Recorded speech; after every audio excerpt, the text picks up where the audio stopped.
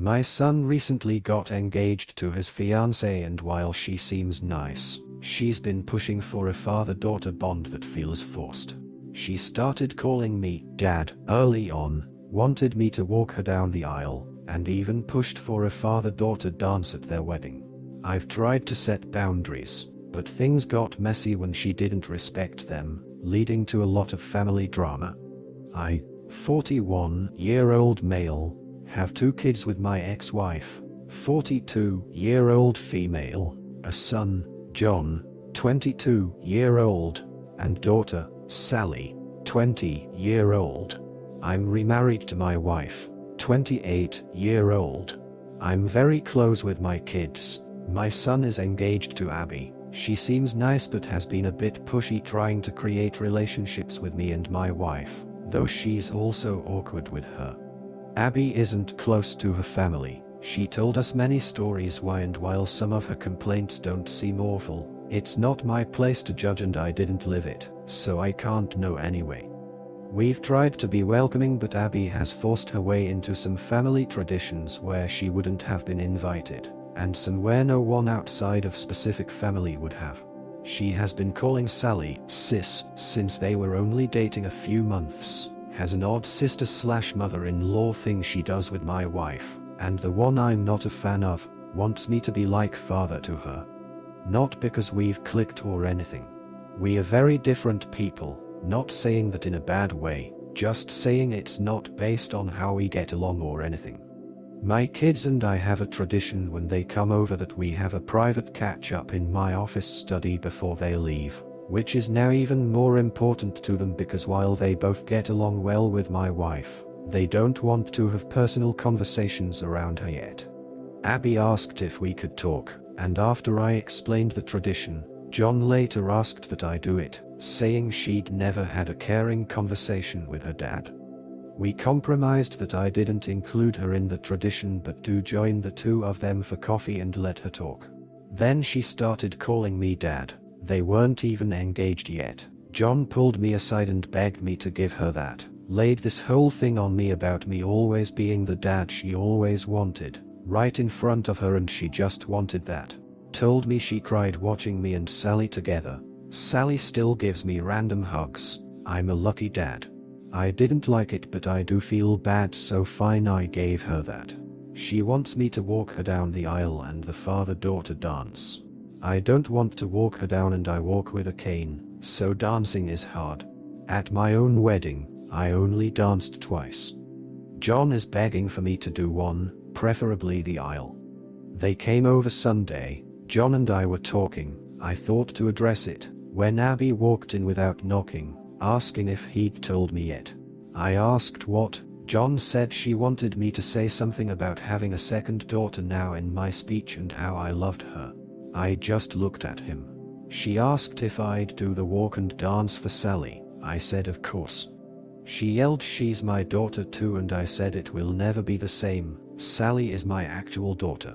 I tried to explain I'd talk about her being a happy addition to the family and I love how happy she makes Jack, which I thought was a good compromise, but she started crying. John apologized and they left, but he called me when they were home nearly begging me to. Am I the jerk because I won't lie and say I love her, or she's my daughter? Update 1 month later. I had planned on writing this sooner but life got in the way in a couple of really good ways. But people were helpful and asked for updates, and I have a surprise-free day, so here it goes. Mother's Day, my kids and their partners go to visit my ex-wife. So it turns out my ex-wife and Abbie are a lot closer than I realized. She calls her mom, which is part of where this comes from. Also apparently, my ex has been egging it on. On Mother's Day, they were talking about the wedding and I guess whenever Abbie referred to me it was as dad. My son apparently told her let it go, which led to yelling. Abbie about deserving to be my daughter, ex telling her that she's right, son telling her that I am trying and she should be realistic about things. Sally telling her I only had one daughter, which was apparently a response to Abbie saying to her that as my daughters, they should be united. According to my son, Abbie was crying. According to Sally, She was crying and yelling and kicked something before going to her room, and Sally told me she went off on her mom, but will not elaborate, so I don't know what was actually said. But knowing Sally, ooh boy. Around 2 a.m., I got a text from Sally's partner's phone saying, "Abbie really is great. She hasn't been perfect, but you should give her a chance and you will learn to love her." I saw it when I woke up. I tried to text her back but was blocked, so I called Sally, but they were driving. They stopped by my place later that day because I am on the way and my daughter prefers my liquor and cooking, and they told me about the night before. At the end, I asked to speak to her partner alone. I asked if I had done something to upset her. She was confused and I told her I was blocked. She said I wasn't but checked her phone and I was, and I said it was after her message and she asked what message. I showed her, it was not on her phone anymore. At that point, we brought in Sally and caught her up. Neither of them were happy. A couple of days later, John and Abbie dropped by unannounced. Not something we really do in this family, but okay, fine. I had mad salmon, does not take long to cook. I cook 2 more, wife serves while I make drinks. The entire night was Abbie trying to bring up the wedding, John trying to change the subject, Abbie not allowing that. We talk logistics because I am helping them get some good deals through some professional contacts I have, when finally, she just says, "So I was talking to Mom, she said that you can walk me down the aisle and she'll do the dance. Or you can dance and she'll walk, it's your call but you need to choose soon." I reiterated that I could not dance. She tried arguing that I had danced a little at my wedding, but I made it clear that is different, and did not feel comfortable walking her. She got upset and said, "Mom loves me, why can't you?" I felt bad but couldn't lie. I pointed out that she had John who loved her, my ex-wife, friends, she had people who love her. She said, "But other than ex-wife, those aren't my parents." I said, "Neither am I." She was very emotional, so my wife and I gave them a few minutes. My son and I were alone later. He looked exhausted. He said the problem was that after Mother's Day, Abbie had called Sally and kept saying they are both my daughters, that I did not get to be close with one but not both, and that it was them against me. But at that one, Sally cried havoc and let slip the dogs of war. Things were said. Grievances were aired. John had to hang up before it got worse, but I guess Abbie was shaken. But there was a new problem. Abbie had decided in her head that I did not mean what I have been saying and was just doing it for Sally. He told me he would handle it. He did not. So now I get text messages from Abbie every couple of days, acting like we have a secret relationship Sally doesn't know about. She even called herself my secret daughter and laugh. She invited my wife to lunch, saying 2 out of 3 of his girls going out.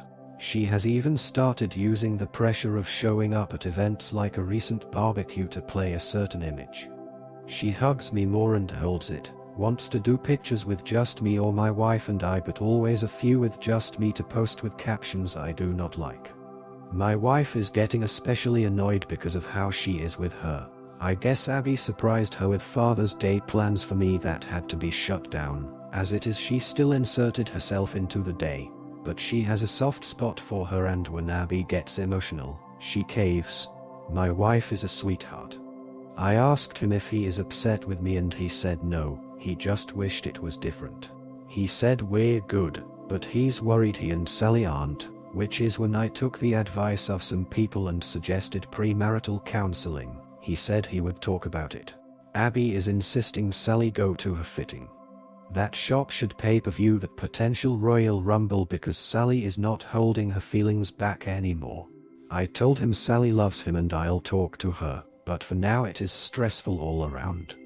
Abbie driving my wife crazy with her ideas for what my girls should be doing, driving me crazy with dad-daughter content, drove Sally to the edge, and oh yeah, last night sent me an email with 3 styles of father-daughter dances and song options, so I'm not feeling any more respected or heard than before. The 6 of us have barely been in the same room in order to let things calm down since Father's Day, which was great until it was a shit show. Sorry this is so long. With all the craziness, this is still the abridged version. We are supposed to meet Friday. Sally's partner and I have a bet going about how bad it will go. So onward and upward. I hope you fathers had a less dramatic day than I did, and by any chance does anyone know exactly how bad of a crime I need to commit to enter witness protection? Just curious. Update 3.5 months later. I have gotten requests for updates on my situation, and as I enjoy a refreshing mojito and my wife her nojito, life feels good and the perfect time to amuse the world with my pain and familial drama. Plus, a cousin of mine who apparently reads these and knows my situation gave me the convincing argument of, dude, you can't keep people hanging, and how can I argue with that airtight argument? I apologize for how long this is, a lot has happened. My wife's pregnancy is going well, keeping her as stress-free and pampered as possible has been my focus. It is such a different experience this time, both because of how much more involved I can be and how much better a relationship I have with my wife than I had with my ex. My daughter, Sally, has been great, even her partner has been great, helping with the nursery or driving her around when I can't. My wife doesn't know because it is a surprise, but my son has been building a crib for the baby, modeled after the one I built for him and his sister, to show my wife his support. My son is a good man, and he is still in there, he just has a soft spot for Abbie. Which I guess gets us to the part of the movie where Godzilla shows up and starts busting up buildings. So I called a family meeting with my kids to talk about the situation. Told John his sister was only doing wedding activities she wanted to and that the guilt requests needed to stop, that this was hurting his relationship with his sister. Sally was happy I said it so she did not have to yet again. I told him if he did not stop her from messaging me, I would block her with a bluntly honest explanation why. We got a lot out. John seemed to understand, but then a few days later, they insisted on coming to talk. Sally and I decided we would get everything out. So all of us ate at our place. Abbie started in immediately about baby shower stuff and I told that is the kind of thing we wanted to talk about. I told her that I understood she has been trying to fill a hole that she has, that she thought she was getting a father, a second mother, she calls my ex-wife mom apparently, and a sister. I told her it was still possible but that she needed to start listening to us. I told her that for the sake of family, we would give her a fresh start. If she agreed that moving forward, she would respect our boundaries. My daughter did not love this idea but loves her brother and was willing to try. Abbie tried to say that since we were starting over we could define what the relationship would be and just be family. We told her we were not ready for that it needs to happen organically. She got mad that I am closer with my daughter's partner, which is true but we just get along, and that she deserved it for trying so hard. My daughter said something about trying things we actually want. She ran to our bathroom. He ran after her. After a while, I checked on him. I could hear her repeating, "This is not what I wanted." My wife, daughter, and her partner went out to the patio to give them privacy and salvage the night. After a bit, I got a text saying they had just left. I checked in with him the next day and he said they talked more at home and she understood. For a couple of weeks, things were good. The texts stopped except the occasional wedding question, since it was getting closer. She stopped pushing herself on my wife and Sally, and we thought was involving us in less in wedding planning out of respect, since as it was they only got the venue at the rate they did because of my professional connections and they know I was willing to help but not interested in helping plan, even if I am good at event planning. But then I got a call from the venue telling me the card I used had been declined. Now this is a specific card I use for big purchases because of the miles, so I knew it had a high limit. That was how I learned that they had changed dates by 2 months, despite being informed I would still be out much of the money because it was too close to the date. I was furious. I mean, I have been lucky in life financially, but I am not blow-off deposits like nothing wealthy. Called my son, said he needed to get his ass to the house, just him. They both came. When they arrived, I opened the door. She actually started with, "Dad." I think I just replied, "You have got to be freaking kidding me," and walked toward the table. Abbie had the nerve to ask where dinner was. My response was not polite as I made it clear that was not why they were here. I hoped my son would not lie to me, so I asked what was going on with the venue. She started going into wedding details, but my son interrupted to tell me they postponed because my ex-wife was unavailable because of a surgery, and he had not told me because he was putting money together to pay the lost money himself, and he had just reached out to guests to let them know. And that is when Abbie's mouth opened. "We have extra time to work on our dance." Now, during this time, my wife came home, and I was walking her toward the bedroom when Abbie said that. "My pregnant wife with me," I said, calmly. "I have different feelings about that and will elaborate further shortly," or something like that. Then I laid my wife down and got her water, turned on her symphonic covers of popular songs, and walked back to the table and said something like, "You are out of your freaking mind. Have you even been listening?" I made it clear I was done with this nonsense. We all were, and kind of lost it, asking she did not hear us last time because her head was up her ass. She was stunned silent. "What a beautiful sound," and looked at me while I, admittedly with little filter, explained what Sally and I thought of our time with her and her attempts to force us to love her without even getting to know us. She started crying and stood up and shouted, "Then what was this even for?" John asked what she meant, if she meant them, and he started to freak out. She was frantic and said she meant delaying the wedding. Because, and I'm pouring another drink to write this, it was a ploy. My ex-wife and her decided if I had more time, I would come around. Apparently my ex told her not to worry about the money because I am loaded. She has always been bitter I make so much more than I did when we were married, as if that is out of spite rather than my career arc. I think she did that on purpose, frankly. But she not only told me that lie, she and my ex told John as well. He was distraught, repeating, "You lied to me," as she tried to spin it, but he was letting it out about how much he has defended her and covered for her, and she lied to him too. She was defensive and blamed my ex for telling her things and me for being stubborn. She yelled, "Why can't I just call him Dad?" And finally, after so long, I heard John respond, "Because he is not your dad." She started crying and something about his being the one that told she could call me that, and he said he told her she might be able to eventually, but he had told her again and again to slow down. She started sobbing and went to sit on her chair but missed and fell on the floor. Appreciating physical humor to break the tension, I admittedly chuckled and hid my mouth behind my drink. This all led to a lot of sobbing.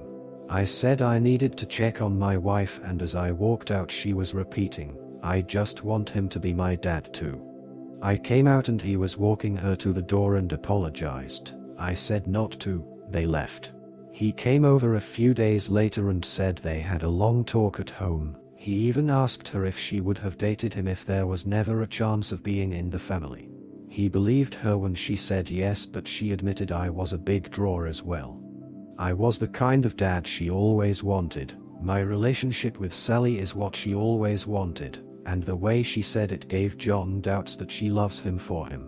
I talked about marriage counseling, how his mother and I tried it, and, while it did not save us, it provided clarity and an impartial voice. I pointed out they both like coming to me, but I cannot be impartial, and if they are trying then they need to do it for real. Abbie texted asking if I was the one who suggested therapy. I responded with, "Does it matter if John wants to?" She asked why it is so bad she wants to know what I think, and I just said John is the man whose opinion should matter most to her. They fought due to the text. She agreed to the counseling and the wedding has been postponed. I may have done a dance. So they are in counseling. He said she struggles, but I obviously do not know details. She is pressing for me and Sally to go to a session with her. Sally told her she did not want to hear Sally unfiltered, and I am not interested. Abbie has been leaving Sally alone. She stopped texting me except for the occasional general question, which includes some attempt to go deeper. My wife still occasionally spends time with her because she is very into her pregnancy, more so than I like, but it is my wife's call. So that is where we are. Sorry it was so long, but alcohol makes for a poor editor.